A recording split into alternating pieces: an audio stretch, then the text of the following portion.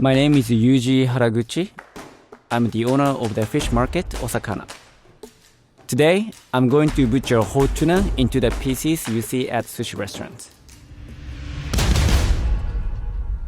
First, I'm gonna check the quality of the tuna I received. There are two ways that you can do this. The first one is coring, and then the second one is cutting a sample from the tail. You are trying to see the color of the tail is the same as the middle of the tuna. When we grade, the grading usually starts from number 1 to 3. You're looking for number 1.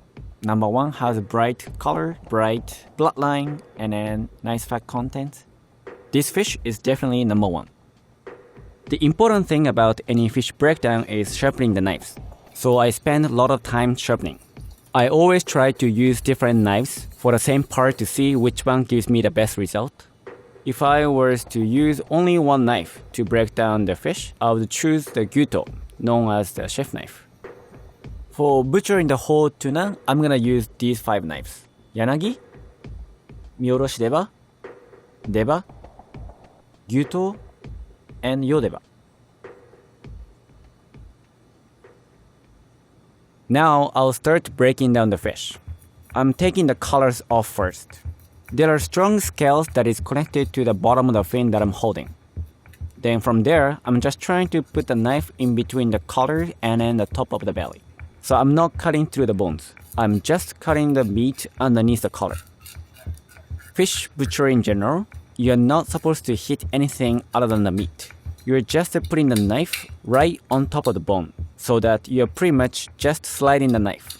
It is not the power or pressure you need to cut something hard. It is the sharpness and the speed. If you have a sharp knife, you don't need to press hard with weight, but you just need the speed. There are 4 different kinds of tunas in general: albacore tuna, yellowfin tuna, big-eye tuna, and then bluefin tuna. This fish is about 100-pound big-eye tuna.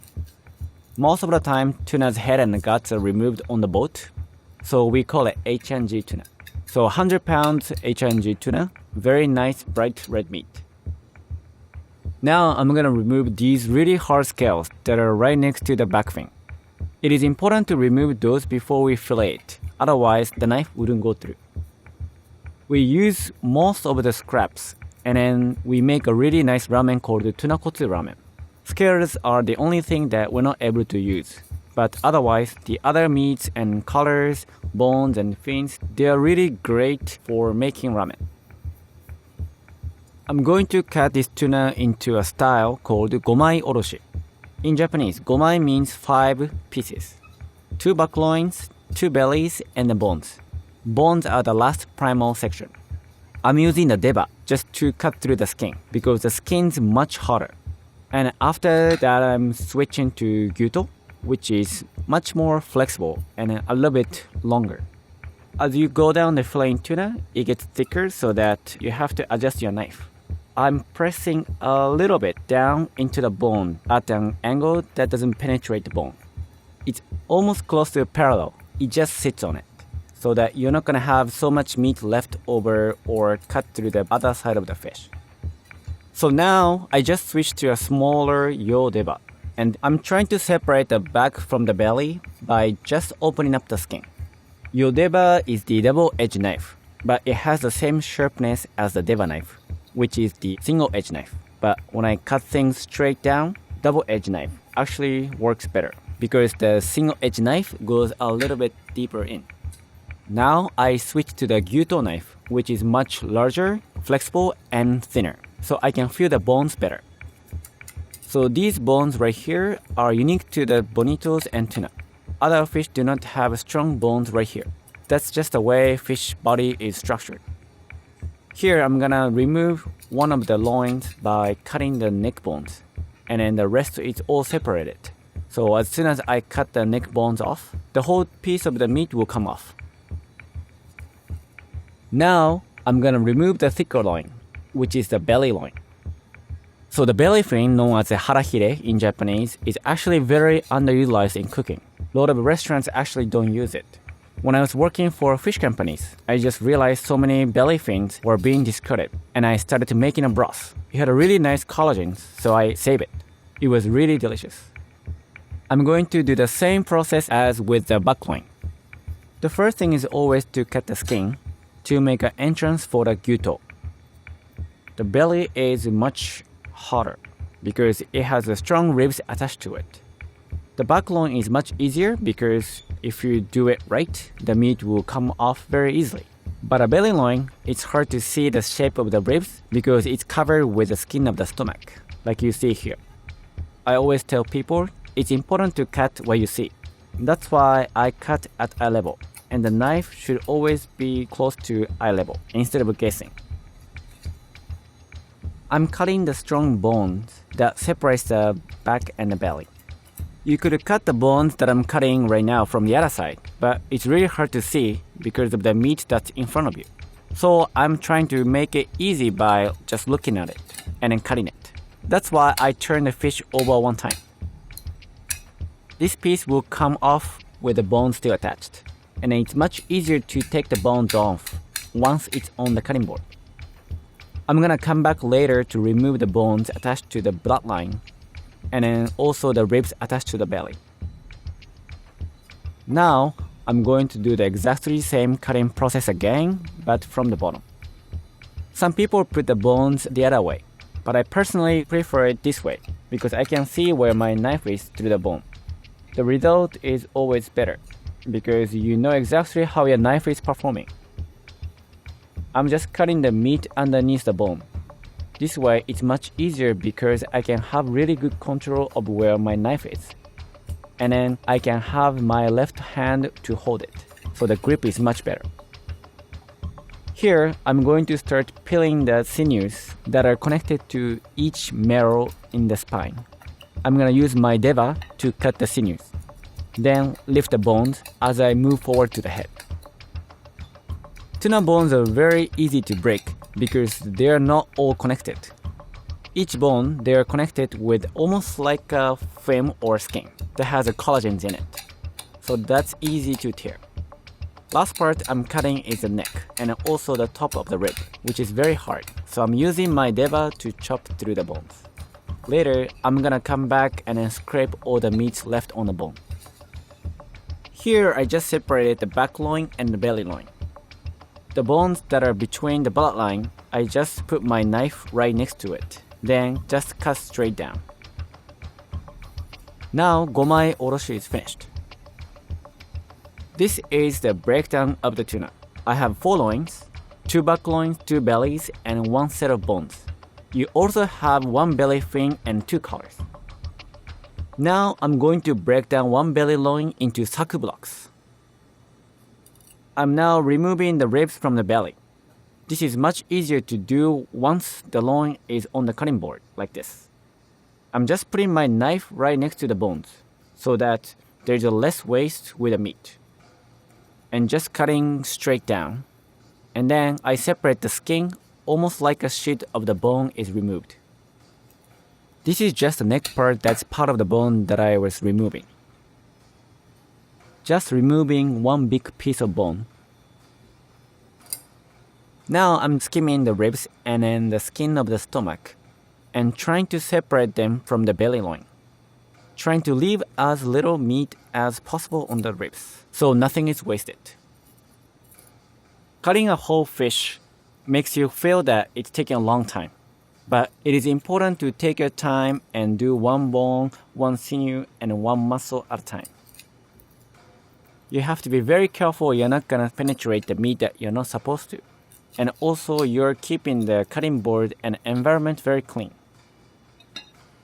Now, I'm removing the belly, known as the zabuton. Zabuton is usually the fattiest part of the tuna. That is where we get chutoro and then the toro. The rest of the meat is known as akami. Now, I'm making what we call koro. Koro means blocks. I'm trying to have the same length of the blocks. I just use my hand as a measurement instead of using the scale. There is no rule. Some people make the saku blocks very small, depending on their refrigerations. Some people make it very long. It's really up to the chef how they want to utilize the saku. But the very important thing is to cut it very evenly. Next step is gonna be removing the skin off the loin. I switched to my mioroshi deba knife. Mioroshi deba knife has a very fine edge and it makes it very easy to do fine work compared to the deba knife or gyuto knife. It's almost like a yanagi, but you have more control. Fish scales, if they're very small, you can deep fry them and eat them. We oftentimes fry scales from the tao fish, which is very common in Japan. But a fish like tuna, scale is much larger and it's so hard to use. Unfortunately, we have to discard this. Now skins are off, so I'm going to remove the bloodline. The bloodline is where the blood runs, and the color is much darker and very distinct from the rest of the akami. And then it's one type of muscle. So if you put a knife in between the regular meat akami and then the bloodline, it actually comes off very easily. When it's smaller fish, you can eat the bloodline in sashimi. But when it's larger fish like tuna, it's better cooked. There's actually a lot of iron in the bloodline, so it has a really good flavor when it's cooked. But it's very rare to see bloodline as part of the menu at the restaurants. But we use it for our ramen dish known as spicy tuna mazeme. We actually confit with the other scraps that we get from the tuna. It's really good. Now that we're done with making color blocks, we're gonna turn them into saku blocks. First, I square them off. Then look how thick the meat is. And then see how many layers I should be making. From one saku block, I always try to make 10 to 15 slices.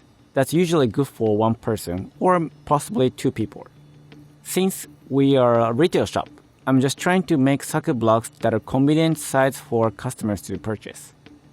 I could make saku blocks bigger or smaller, but this size I'm doing is a good size for our customers. When I look at grains and colors, if there is some parts that are broken or something not good for saku blocks, I try to put them into different groups so that I can utilize all of them. All these cuts are good for sashimi. If it's not good for sashimi, I would scrape them. It's a matter of muscles at this point because the skin and bloodlines are all removed. Tuna has a lot of muscles, so they need to swim in order to breathe. They keep swimming even after they are caught. If that happens, the temperature of the tuna heats up so fast, then tuna actually can cook themselves from inside. It's called yake in Japanese. Yake means burn. Yake is something we look for when coring. It's very important that tuna, after they're caught, they have to be killed right away without any struggle, and then they have to be iced down. When yake happens, it looks like canned tuna, very white. I should say tuna is the most important fish for sushi.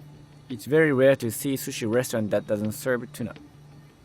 The funny thing is that Americans go for fatty part of the tuna, whereas the Japanese people go more for red, lean, clean flavor of the tuna. Akami is the leanest part of the tuna, very bright red colors, has more flavor. Chutoro is medium fatty, and toro is it's a very oily part of the tuna. It's almost like ribeye is otoro, sirloin is chutoro, and then top round is akami. They're all connected. This yanagi knife is very special because of its shape. The shape is very long and very narrow, which makes it much easier to slice very precisely. I normally use it for slicing sashimi, but since it's narrow and it has less surface contact, it's actually easier to make this block that I'm making compared to using mioroshi deba or gyuto that I was using before. The tail part has more sinews, so it's gonna be harder to make more saku blocks because you have to remove a lot of tendons and sinews. We use a lot of tail parts to be scraped so that we're not gonna waste any meat. And then the more you go toward the head, you have more use for saku blocks. This is the belly known as zabuton that I removed from the belly loin previously. I'm gonna make this into saku blocks as well. Zabuton is usually otoro. Otoro usually comes from the bluefin tuna, which is just the larger version of the bigger tuna. We didn't have otoro in this, as it was smaller, bigger tuna. The sustainability that I believe in is utilizing everything. My personal view is less about what is okay to catch, what is not okay to catch, because I just realized in general seafood distribution has so much waste.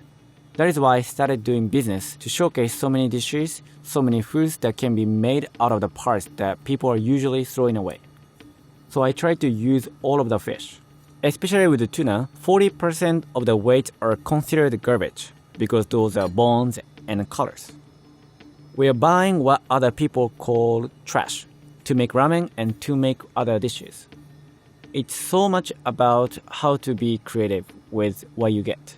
If everybody practices this philosophy, which we call the mottainai or no waste cuisine, you're gonna catch every fish less. That's the kind of sustainability that we're trying to promote. Here is a breakdown of the belly line. Now, I'm going to make them into different types of sashimi. Sushi is vinegar rice with raw fish usually on top. Then sashimi usually means just a slice of raw fish. The main tip here is sharpening your knives. You always want to make sure you have a really good sharp knife and know how you move your knife. You want to utilize the entire stroke, so you're not pressing down. You are actually using the weight of the knife and then you are pulling towards you so that you are just slicing without any force. The thickness should be, when it's tuna, it can be a little bit thicker. When it's other whitefish, the thickness should be a little bit on thinner side because smaller whitefish have a little bit stronger muscle compared to the bigger fish. So the texture will be chewy if it's cut thick. Also, you should always cut against the grain. So when you eat it, it's not too chewy or too sinewy. And then it actually breaks down much easier. I'm scraping meat off the tail part of the tuna that has so much more muscle that you can't eat it as sashimi otherwise. You can see this preparation in tekamaki, you see in temaki. In the US, a lot of people use this for spicy tuna with different sauce mixed into it. This is very modern idea of Japanese cuisine. Lastly, I'm going to show how to enjoy the belly by torching. You get completely different flavor and texture when you torch. A mixture of salt and pepper, it's ready to eat. I personally think when meat is oily, it's better to be cooked. It sort of brings out of the fattiness. So when I'm torching, I'm just looking for char and then fat that actually rises. It has a nice smoky flavor which I think tastes better. When it's done, it's called aburi. Here, you see the selection of all kinds of sashimi from one belly loin. Normally, we would repeat the same process for the other 3 loins that are left, but that would be boring for you guys to keep watching, so I'm gonna move on to the bones. The bones are usually used for our broth. It's really great to add into the stock because of its natural collagen and flavor. But before we do that, we actually scrape off all the meats. We call it nakaochi. Nakaochi means the meat between the ribs. I use a spoon to carefully remove all the meats before I roast them to make ramen broth. We combine nakaochi and the bloodline together, and then we actually confit it. Then make a topping for our tuna donburi or our tuna spicy ramen. Also, there's a lot of meat left on the colors too. So before I make them into a stock, I'm gonna try to take as much meat as possible. So after all the nakaochi is removed, I'm going to combine the bones, all of them, roast them, nicely just the surface, not too much inside, and make a really good ramen broth. It's important to cut the bones into smaller pieces, so it cooks much faster and then saves a lot of space too. In the kitchen, scissors are something that we use all the time. All the bones except for the spines and then the ribs are very easy to be cut with kitchen scissors. It's actually safer than trying to cut the bones with a knife. Now I'm going to break the spine.